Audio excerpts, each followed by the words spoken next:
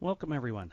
Today we're going to talk about the Proface remote HMI software, but more specifically exporting and importing server lists.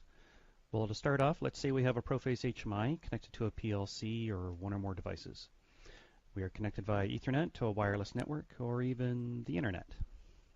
If I have a tablet, smartphone, or other iOS or Android device, you can use remote HMI to remotely view and control one or more HMIs. In fact, these HMIs could be at different facilities throughout the world. Now, aimed primarily at mobile devices, we can create a server list, a list of all the HMIs we want to remotely view. In fact, this list can become huge. You can have up to 100 servers or HMIs compiled in the list. Okay, so I have this list of servers set up on my device. What happens if I buy a new mobile device? Or I want to share my list with somebody else? I don't think anybody wants to sit down and type in manually up to 100 server configurations into a new phone or tablet. But that's okay. We have a solution.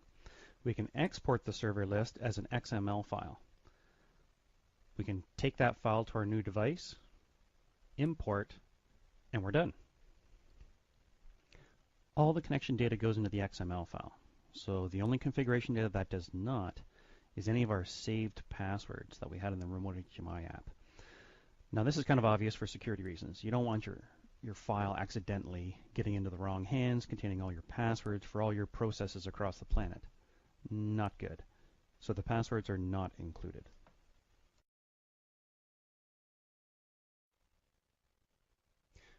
So here we are with my iPad showing on my desktop. I'm using the Apple AirPlay functionality to be able to bring this up and show it on the screen. If I want to go ahead and export this list of HMIs I've got configured here, I can go export, and there it is. It just created the XML file for me. So now, the only problem with iPads is trying to get the file off of them. You can either download a program which can browse the files on the iPad, and then I've never found it very easy, but get that file off the iPad somehow. But the easiest way is to go to your iTunes. And in your iTunes software, when you plug your iPad in, I've got my iPad plugged in via USB into my computer here, and I go to iPad, then to Apps. If you scroll all the way down the bottom, you'll see Remote HMI, and there's that server info XML file that we've been referring to.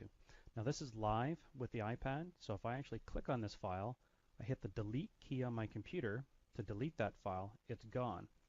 If I go back over to my iPad, and I do an export,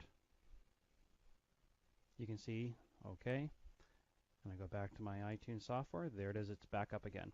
So it is in fact live. So when you delete things or add things here, it goes immediately on your iPad, assuming it's already plugged in, of course. So there's no need to hit the sync button down here.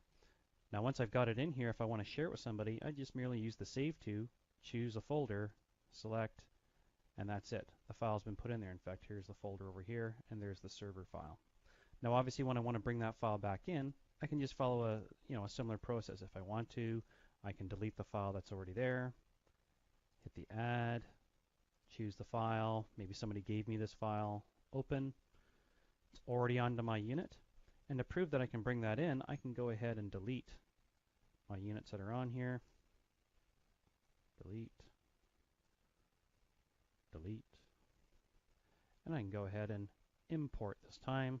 Am I sure I want to do this? Okay, and boom, the files are back in. So